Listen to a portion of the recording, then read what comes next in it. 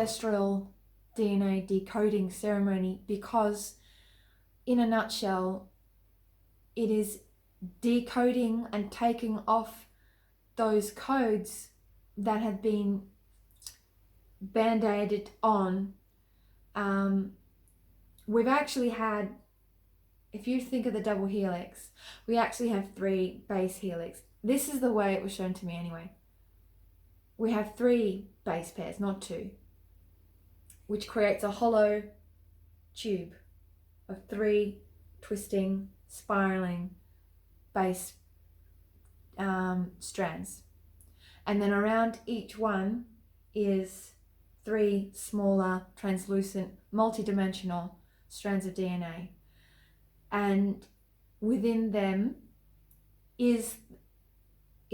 are the light codes and the memory codes and the data and the divine intelligence that we have carried through lifetimes on this planet, and what has been embedded in us through our creation as cosmic starseeds, as pieces of stardust, as pieces of many, many races in this universe. And so we are at the precipice now in this human earthly paradigm of busting through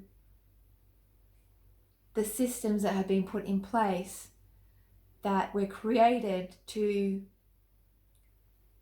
stop us from knowing and being in our full power, because it is beyond what we could imagine as being possible on earth. It is beyond that. And the ancestral part comes in because what we have to realize is that we are the ancestors. You know, for those of you who have done ceremony before, and many different traditions and ceremonies call on ancestors. And I personally feel it to be so much of my truth that I am my ancestors, that, you know, these past lives that we can all connect into, and the ancestral energy that is here in the earth and in the ether, we put that there. That is our frequency.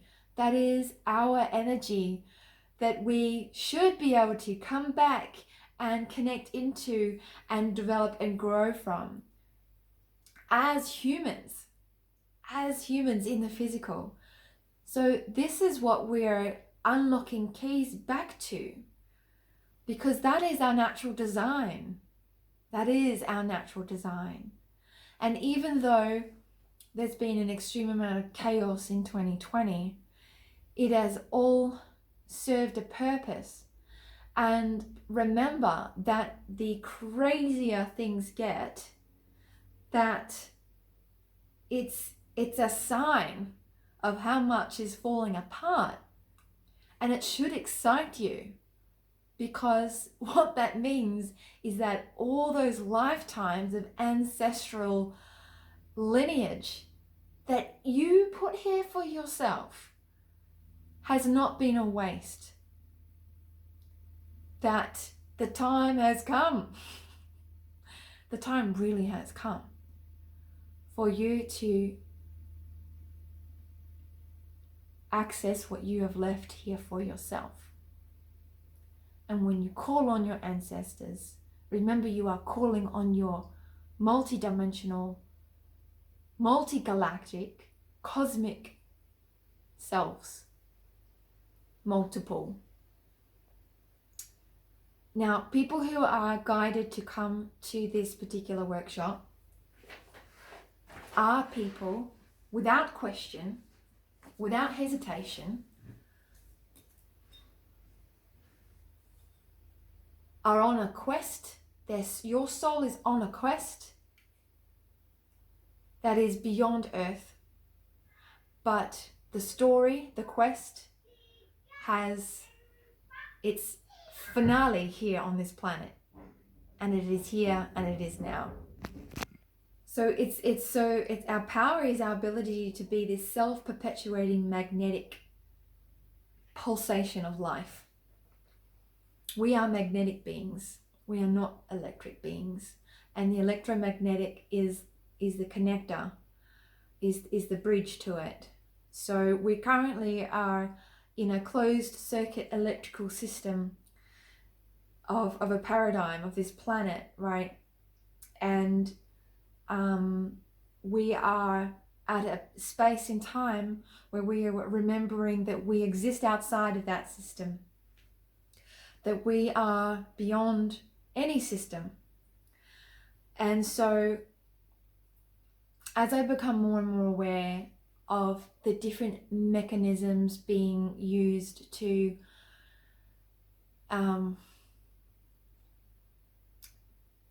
hypnotize us and distract us back into the stream, the electronic stream, just makes me realize how important it really is that we really start to embody more and more of the parts of ourselves that are beyond that system.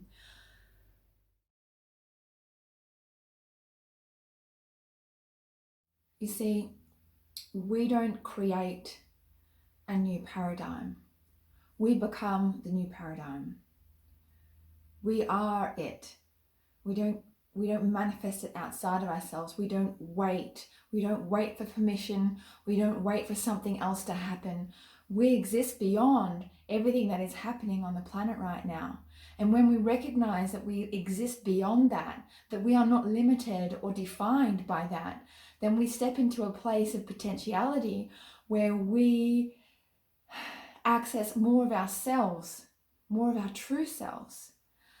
And we must do that. We must do that. For us to have a world that we truly, truly choose, a world, a reality that is in our preference through free, conscious choosing, we must step into that knowing that we exist beyond what is here and right now. And by doing that, we become the new paradigm. It is us. We are the new paradigm. It is not the world around us. It is us. So as everything starts to build more and more and more, I mean, to think how much more it can build up and intensify and become more extreme from one end to the other, and the rubber band is pulling tighter and tighter and tighter, and we're thinking, surely it has to snap. Like, what else can really pull it any further? And if we can step to that space between those two ends of rubber bands, and realize that this stretching is the fullest expression of this separation. It is a glorious, full expression of extremity. And it is, if you see it from that perspective, it is glorious how far and how extremely well it has manifested. It was designed, this paradigm was designed to be as it is, and it is showing now its fullest extreme expression of itself. We can be in the middle of that, in that space between the spaces, and there is the gateway to everywhere else. And it's the same in our DNA. It's the same. Our DNA is attuned to help our bodies express in this world of separation and extremity And when we find the space in the gaps left in our DNA, and maybe that's what the junk DNA, where the junk DNA sits when it's not being expressed, genetic expression. It's sitting in the 0 point in the middle, maybe. I don't know. Maybe it is. And if we go to that center point and realize we exist beyond the set parameters of this paradigm, of this simulation on Earth, then we get to choose. So this version of the DNA ceremony, and I say this version because every version is different. Every time I have facilitated it, it has been in a unique expression of the foundation of the creation that came through me. It's each time it's slightly different, and it amplifies. It's like compounds on what happens before, and it compounds into an even more intense experience. Because this past year, where I haven't facilitated any DNA ceremonies in over a year, has given me time to really embody more of myself, to have more lessons of discernment, more clarity within my being, more cleansing, everything that you've been through as well. We've all leveled up in our individual journeys as humans, as individuals. And so now as we gather again, and I say again because I know there's people that come back, it draws people together. That's what these ceremonies seem to do. It's like a magnetic GPS of soul frequencies that are meant to come together to create this group frequency and experience. Because it's not just me activating you. Each participant is activating each other, and people are called to a specific ceremony because their higher beings know who else is going to be called to come. And it's like a musical symphony that the right instruments come and add to the harmonics of the experience. So I hold space to allow that to occur. So I do get to a point where I need to release control, release what I think is meant to happen or is going to happen, which means the highest potential can come through for all of us, because I'm not placing a limitation of what it's supposed to be like. And that's where the excitement and the wonder comes through, because I don't really quite know. And it's magical. It's magical. It takes a lot of trust though. And I ask you to do the same, and to trust that if your heart is calling you to be there, to trust and to allow, and to know that there is greatness within you that you haven't found yet. And that greatness is ready for you to become consciously aware, so that you can bring it into your human experience and expand your frequency, so that you can move beyond this rubber band stretching.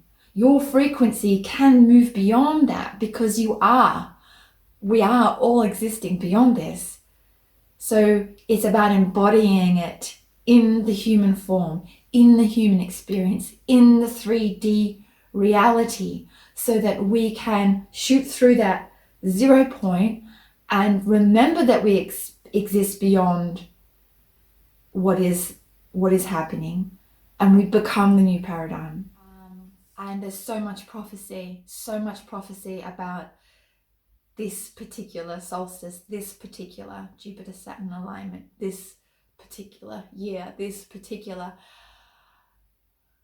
moment in space-time. It just cannot be ignored.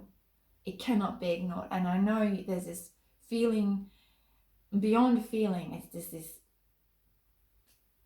there's no word for it.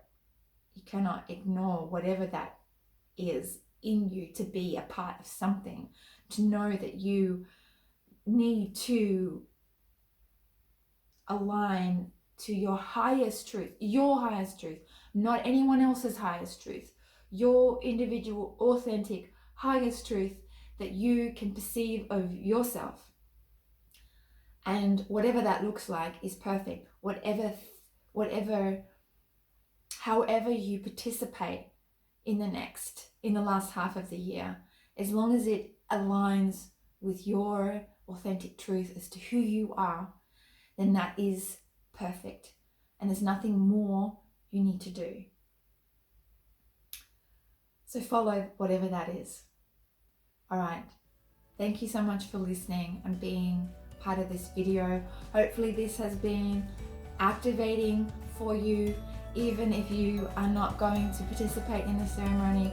I freely offer that activation and encouragement to follow your heart and follow your authentic truth and honor whatever it is that you know is the best for you.